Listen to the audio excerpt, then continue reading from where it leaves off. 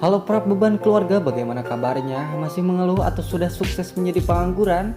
Tenang, itu bukan urusan saya. Sudah sedihmu, mari menonton bersamaku. Sebelumnya jangan lupa klik subscribe sebagai biaya parkir. Dan oke, di kesempatan yang mulia ini saya akan kembali merangkum alur sebuah film yang berjudul dengan Sin Island yang dirilis pada tahun 2019. Baik, karena besok saya harus tidur sebagaimana mestinya sebagai kaum rebahaners, kita putar dulu intronya. Film dibuka dengan seorang pria yang bernama David. Ini bebanguknya, ia sendiri merupakan seorang fotografer yang cukup profesional dan sedang bertemu dengan kliennya. Karena hasilnya memang dirasa ya sudah tidak diragukan lagi lah, belum lagi efek-efeknya yang cukup bagus dibandingkan dengan hasil jepretan HP Oppo, HP Vivo dan lain sebagainya. Mereka pun berniat menggunakan jasanya untuk keperluan fotografi di sebuah acara pernikahan. Saat malam hari, David pun merayakan hari ulang tahunnya di sebuah restoran yang cukup mewah dan ia pun terkejut karena sang istri yang berprofesi sebagai pramugari tersebut juga ikut hadir untuk ikut merayakan acara tersebut. Tidak sampai di situ pula, si David juga diberikan servis di hotel itu oleh sang istri secara cuma-cuma hanya karena ia ulang tahun. Keesokan harinya saat David ini bekerja, ia pun memiliki masalah yang mana masalah ini pula cikal bakal bangkrutnya sebagai fotografi profesional. Sesaat ia menaruh kameranya di dekat kolam renang yang ada di sana, sekonyong-konyongnya datanglah seorang bocil yang langsung menendang tas tersebut hingga kameranya gujubar dan merusak seluruh file yang ada di sana yang telah ia kerjakan sehingga memori datanya korup atau tidak terbaca di dalam komputer. Si David pun meminta maaf atas kejadian tersebut, namun memang kliennya cukup kecewa dengan jasanya sehingga momen yang telah diabadikannya sirna. Mereka pun menuntut perusahaan si David untuk mengganti rugi sehingga ia harus menjual seluruh asetnya untuk mendapatkan uang. Sebagai istri yang cukup solehot, Kanika pun menyemangatinya agar tidak putus asa.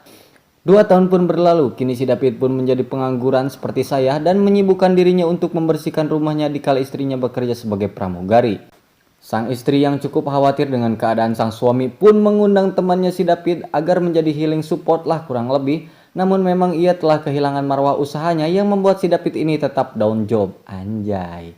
Sesaat malam hari ini si Kanika ini malah bermimpi bergadabah ria dengan salah satu pilot yang ada di maskapainya yang sontak hal tersebut pun membuatnya seketika bangun dari tidurnya.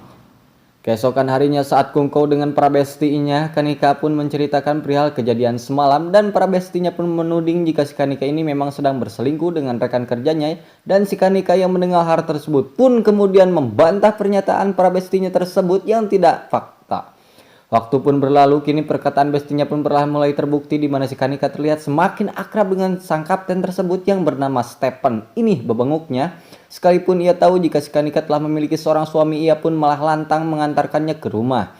Saat si Kanika baru saja pulang, si David yang sudah lama tidak bergadabah ria pun mengajak istrinya untuk berbelokok ria, tapi si Kanika ini yang menolaknya ya dengan alasan capek lah, sungguh biadaben, dan hal tersebut membuat si David cukup curiga karena tidak seperti biasanya. Saat si Kanika istirahat, si David pun dibuat emosi tatkala melihat chat mesranya dengan sang kapten. Suatu malam, si David pun ikut menghadiri dinner atau makan malam di sebuah restoran yang terlihat cukup mewah di kota tersebut, yang mana istrinya sering melempar senyum saat si Stephen ini berbicara. Si David yang dibakar api cemburu pun kemudian memarahi sang istri hingga terjadi perang dunia ketiga di rumahnya. Keesokan harinya, si David ini didatangi oleh mantan anak buahnya yang memberikannya tiket ke Pulau Sinilaban secara cuma-cuma dikarenakan ia tidak bisa menghadiri acara liburan tersebut oleh karena kesibukannya yang baru. Si David yang memang butuh healing teh anjing pun sekonyong-konyong ia pergi ke Pulau Sin tersebut. Saat rebahan di pinggir pantai, ia pun kukulunu mencari cincinnya yang sedang terjatuh saat mabuk semalam. Dan tiba-tiba dikagetkan oleh seorang wanita yang sedang telanjang bulat di sana yang bernama Tasya. Ya, teuguh-uguh lah, ia juga menuduhnya telah mengganggu yoga di sana dan meninggalkannya.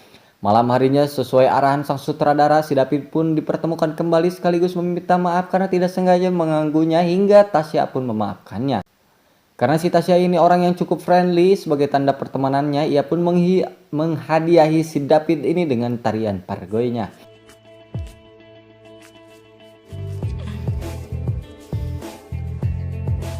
Karena selalu bersama saat liburan, mereka pun semakin akrab. Dari awalnya tidak mengenal sampai terlihat seperti seekor pasangan, dimulai dari mandi bareng di pemandian umum hingga melakukan photoshoot yang estetik bersama-sama yang tidak jadi ia lakukan karena mengingat usahanya dulu yang bangkrut. Seperti hubungan pada umumnya, pada sebuah pertengkaran, sekonyong-konyongnya si Stephen ini menggoda si Kanika untuk mau berkokria bersamanya, hingga aksi rayuan gembel tersebut pun berjalan secara adil dan damai. Sementara itu si David yang sudah lama tidak berkokria pun kemudian melaksanakan ritual tersebut hingga selesai.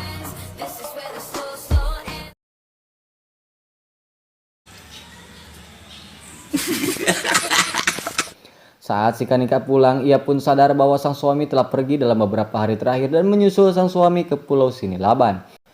Namun nasi telah menjadi para bahayam, si Kanika yang berniat memperbaiki hubungannya pun harus nenggar cadas tatkala ia melihat wanita lain di penginapan sang suami yang mengaku ketinggalan segitiga pengamannya di sana yang membuat perang dunia ketiga harus berlanjut.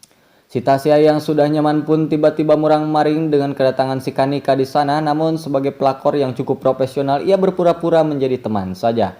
Scene pun kembali berlanjut saat mereka mengobrol dengan temannya masing-masing, di mana mereka saling curhat bahwa mereka masing-masing masih saling menyayangi atau tidak mau berpisah. Seperti drama pada umumnya, si Kanika pun datang dengan diiringi hujan dan mengajak si David untuk rujuk kembali. Pakai J ya, bukan A, rujuk.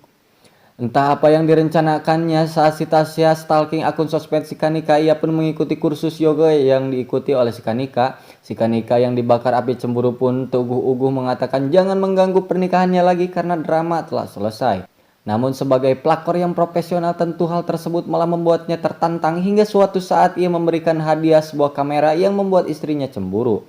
Si Tasya pun bersepik jika ia telah mengalami KDRT oleh sang suami dan memintanya untuk menemaninya pada malam itu juga. Di waktu yang sama pula, si Kanika pun menemui suami si Tasya dan suaminya mengatakan jika si Tasya ini memiliki sedikit gangguan kejiwaan atau bisa dikatakan psikopat.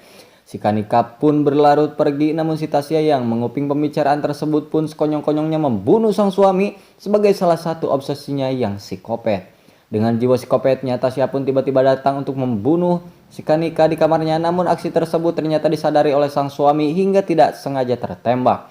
Sebagai istri yang solehot, si Kanika pun membela sang suami hingga ia sendiri juga tersayat di bagian wajahnya oleh pisau. Si David yang tersadar pun kemudian membantingnya hingga terjatuh, namun karena film masih panjang, si Tasya pun kembali bangkit untuk membunuh mereka semua. Namun si Kanika yang sigap dengan senjatanya langsung menembaknya beberapa kali hingga si Tasya pun mati. Dan film pun berlanjut di sebuah pameran foto. Meskipun ia sudah tidak secantik dulu, namun sang suami tetap mencintai sang istri hingga film pun ditutup oleh si Kanika yang hamil entah anak siapa dan film pun tamat. Pesan yang dapat kita ambil dari film ini bahwa jaga kepercayaan, karena menjaga kepercayaan itu tidak semudah mendapatkannya. Oke, terima kasih telah menonton. Saya Dance Official bersama jajaran yang bertugas mengucapkan jangan lupa like, comment, share, dan subscribe. Like, comment, and subscribe. And